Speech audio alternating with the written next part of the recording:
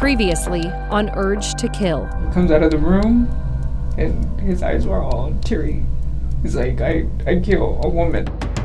So our main concern, number one, is that nobody else gets hurt. And he said my worst nightmares have just come true. He had just switched from a missing person to a homicide. We found Kaylee's purse, we found a rock that was used to commit the crime, and we found, pretty damning evidence linking Ed to Kaylee's murder.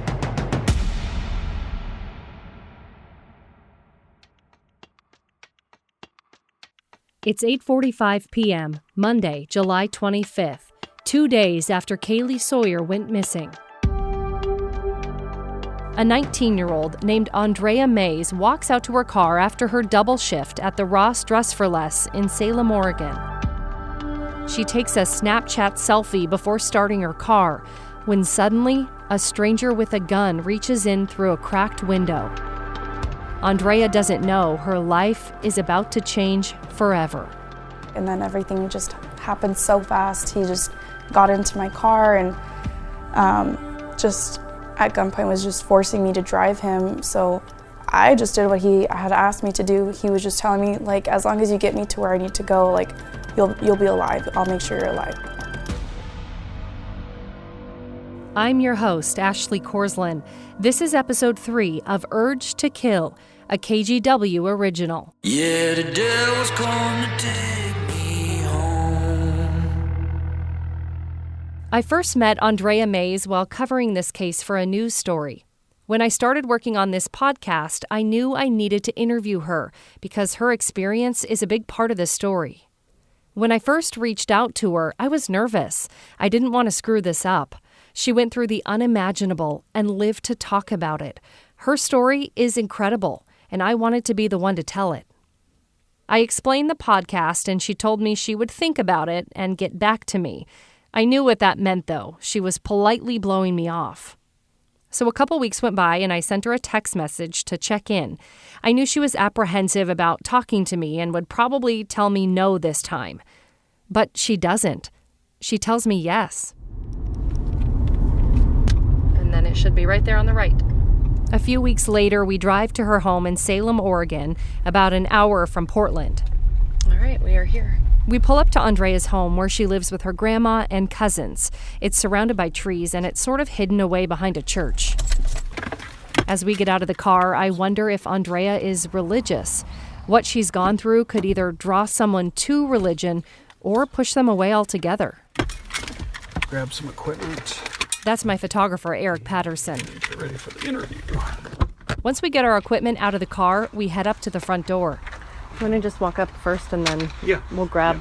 Yeah. I'll set all this down and I can help you. Yeah. I'm completely nervous that we'll scare her off and she'll back out.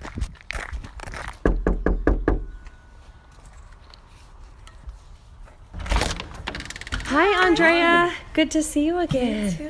Hi. Hello. Give me a hug. Hi.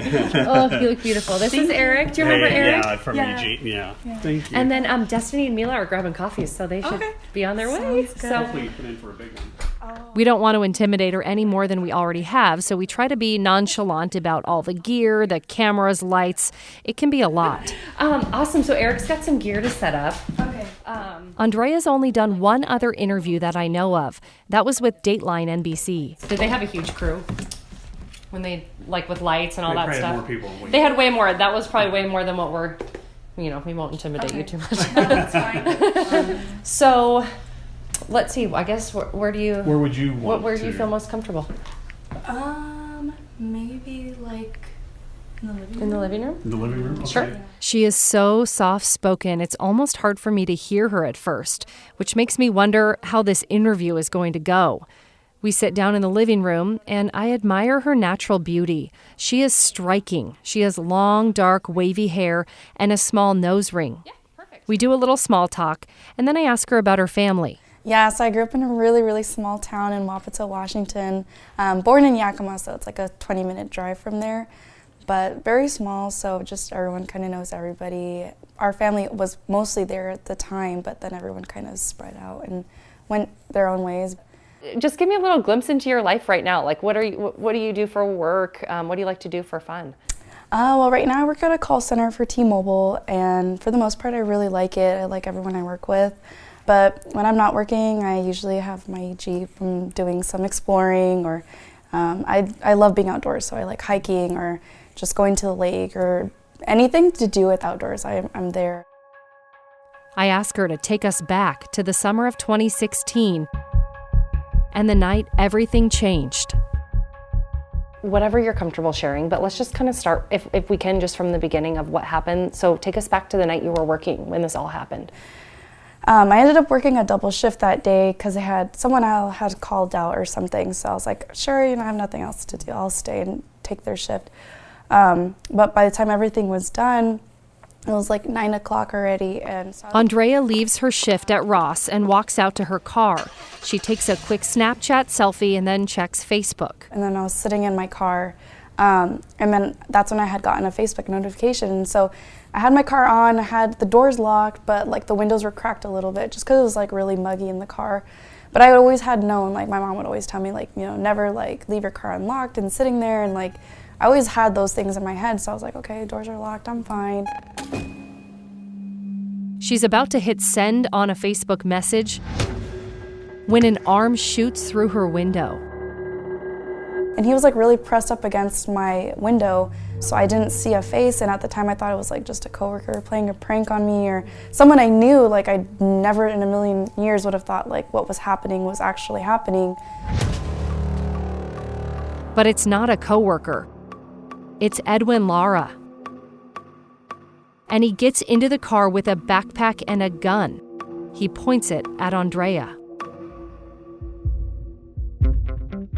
Do you remember the first words he said to you? I just remember him like getting in, and he was just like, just drive, you need to drive, like I need to get out of here. And he just kept repeating those things. Do you even remember what you said next? I'd never had really realized like the fight, flight, or freeze mode when you're like in a situation like that. I completely froze, and I remember like every part of me was like on fire, like numb. I was like hyperventilating. I remember I just started driving, like I had no idea where I was going. In my head, he was just like, take me to where I need to go and I'll let you go. And I was like, okay, like down the street, sure, like I'll go drop you off wherever you want, that's fine. Not really realizing he was trying to go to California, so we were starting to drive down the freeway, and I'm just like, okay, where am I taking you? Like, and then that's when he told me, he's like, I need to get to California. And I'm like, oh, okay, things are different now. And then Edwin tells Andrea that he's killed someone. I remember I just like went into a shock. Like I had no idea what to do. Like I always told my mom, like if something were to ever happen to me, like I would rather die before I would let someone do something to me. But it's crazy when you're in that moment, like you don't think the same. You don't think like, well, I'm just gonna jump out of the car, or I'm just gonna ram this car into another car. Yeah. You think more logically, like what am I gonna do to make sure I stay alive? What can I do to ensure that? Like when your life is actually on the line, everything changes. You can think now like, oh, I would have done that or I would have done that, but not until you're in that position, then you'll realize it's completely different.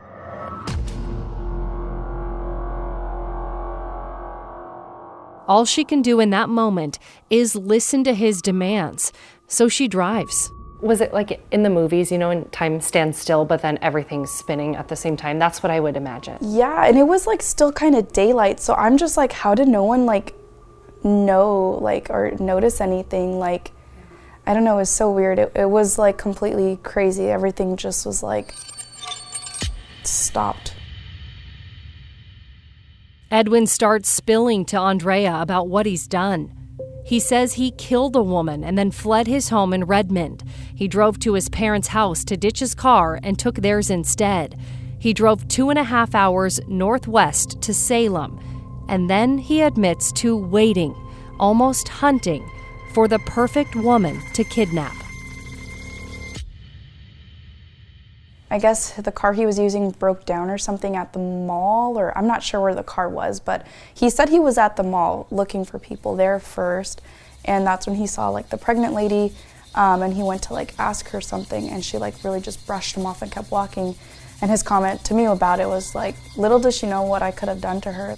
And I'm just like, this guy is crazy to even think that. Like, he was hunting for a woman. Yeah, he was. For you. Yeah.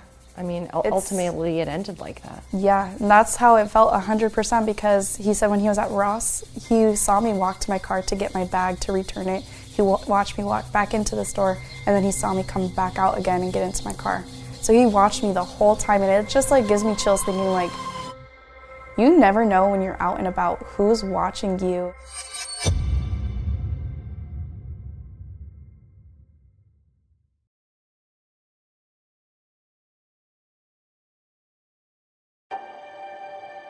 Just a warning, what you're about to hear may be triggering or upsetting to survivors of sexual assault or violence.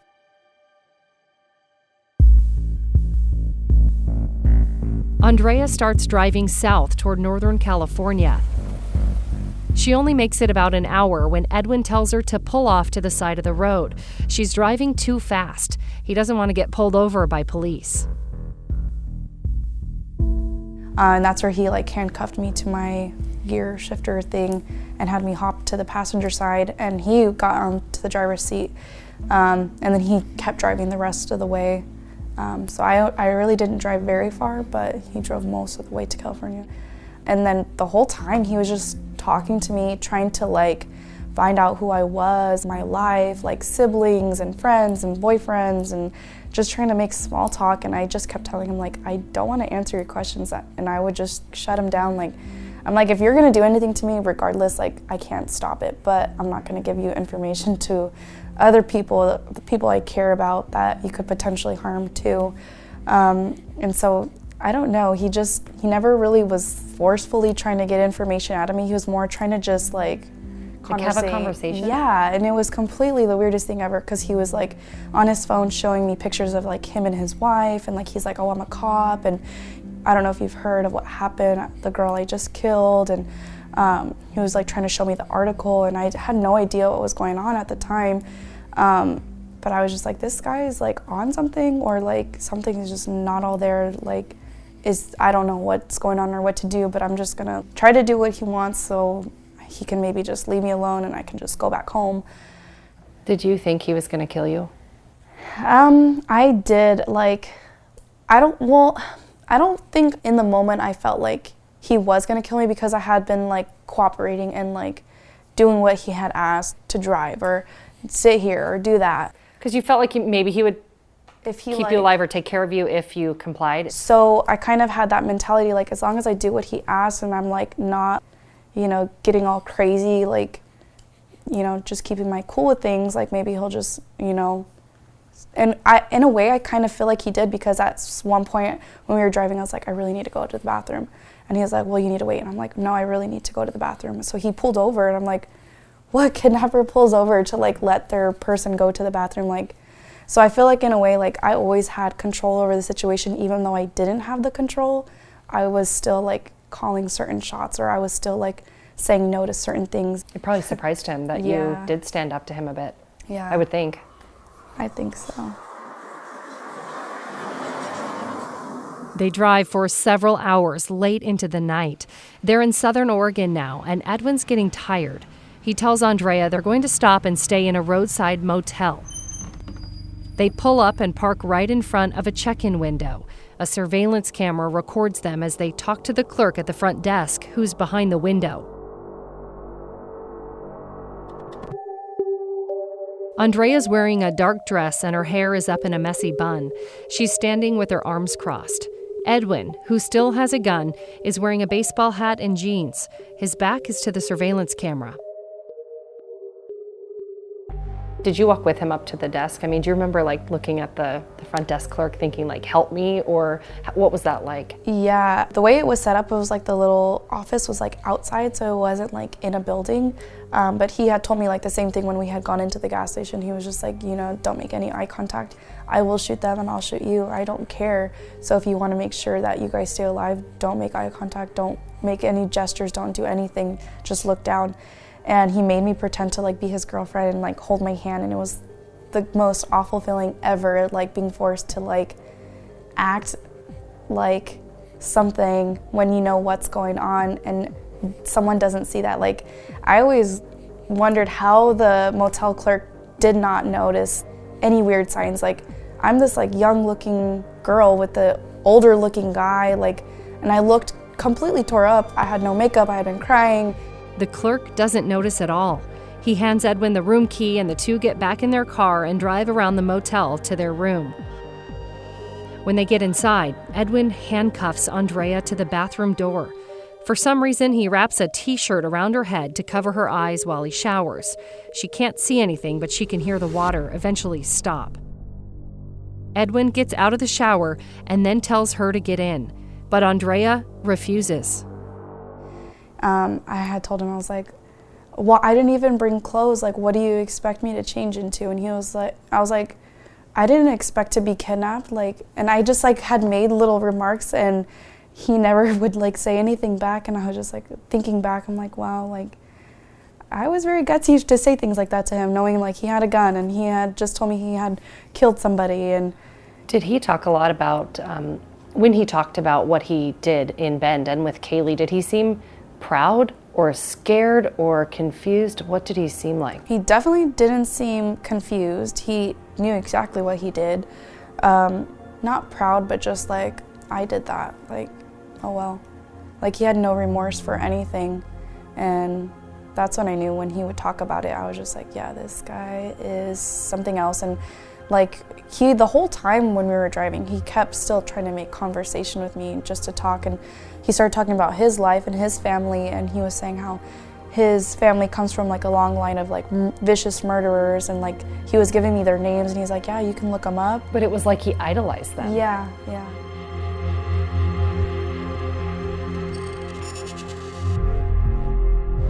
Edwin forces Andrea to the bed and handcuffs her to the frame. He takes out a bottle of sleeping pills and a handful of syringes. His mom is diabetic and kept them in her car, which Edwin had taken. That's where Edwin found the needles. He tells Andrea that if she doesn't voluntarily swallow the sleeping pills, he will inject her. He's willing to do anything to sedate her. He had told me he could either, he's like, you need to take some sleeping medicine. He's like, I'll either inject it to you or you can take it through this pill. And I never really remember seeing like what it was. It was probably like some, I don't know what kind of sleeping medicine there is out there, but I do remember after I had taken the pill, because I was like, I'm not letting you inject anything into me. I remember after I took it, I was starting to get really tired. I just worked a double shift that day. Mind you, it's like past midnight already. It's like past 1 a.m. I was extremely tired from working. So with the sleeping pill, it just like felt like I had taken like 5-10 melatonins, and I was getting very, very groggy, very tired. And I remember I just kept trying to fight it and keep myself awake.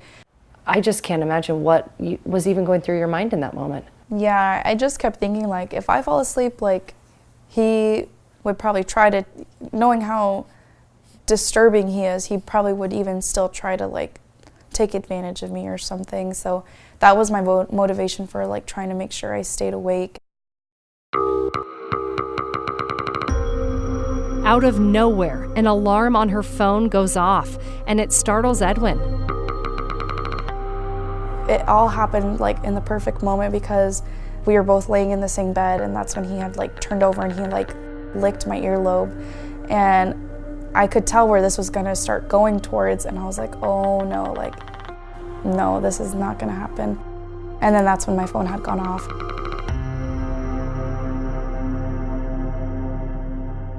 It's enough to rattle Edwin and buy Andrea a few seconds to think. So when you're in the hotel room, you came up with a pretty genius plan. Yeah. I don't know what else to call it. Like, walk us through what happened and how you outsmarted him. Yeah, I don't know how the idea just like popped into my head. Like I said, I remember my phone just had gone off, and he had my phone at the time, so he like looked at it and it was like an alarm. And for some reason that like really worried him, and he was like, what's this alarm for? And he was just like asking me a million questions. It's almost as if Edwin thinks the alarm is a signal for the police to bust into the room at any moment. He badgers her for an answer about why her phone is going off. At the time I was just like, it's my alarm to take my medicine. And he was like, for what? And I was like, I have an STD and I take medicine every day and I have to like control it or else, you know, it's really harmful for me. And he just started asking me like a bunch of questions, like trying to figure out like what it was exactly. And I was just trying to make it sound as disgusting as possible to like defer him. And ultimately it did work. So, I mean, he didn't know. And The story about an STD is a lie, and it worked. Andrea saves herself from a potential sexual assault, but she knows Edwin's dangerous, so she tries to stay awake. And suddenly, Edwin gets a phone call. he like started talking to someone on the phone in Spanish, and like I do understand Spanish, but there's like different dialects, so I feel like what kind of Spanish he spoke, I didn't understand everything 100%, and probably because I was also very tired. But I was picking up bits and pieces, and he was talking to someone about like, he was like, yeah, no, I'll be leaving now, like I gotta go. He's like, they're sending helicopters, like, he's like, yeah, I hear them, and he kept talking about hearing helicopters. So after that phone call, he was like, we gotta go, let's go.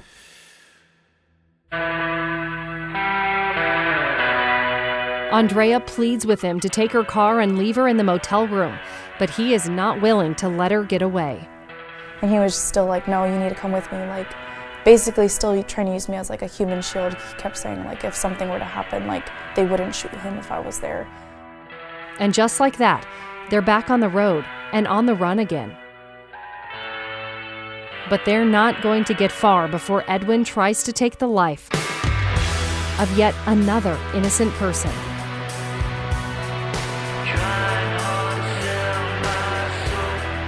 Next time on Urge to Kill. All I remember is like hearing the gun go off, and like everything just started ringing and everything was blacked out. I yelled for help.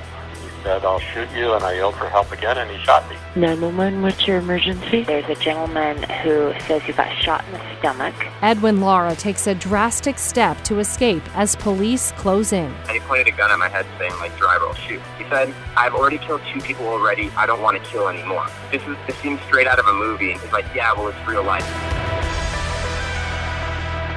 Urge to Kill is a KGW and Vault Studios production. Please subscribe and leave us a rating or review.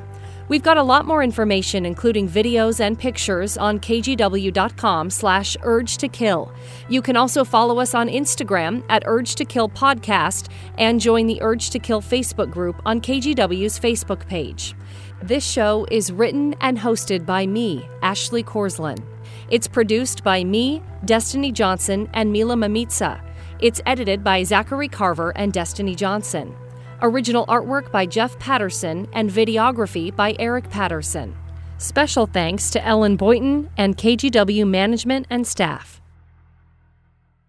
If you or a loved one are a victim of sexual assault, help is available 24/7. Call the National Sexual Assault Hotline at 1-800-656-4673. Or you can find help at www.online.rain.org. That's RAINN.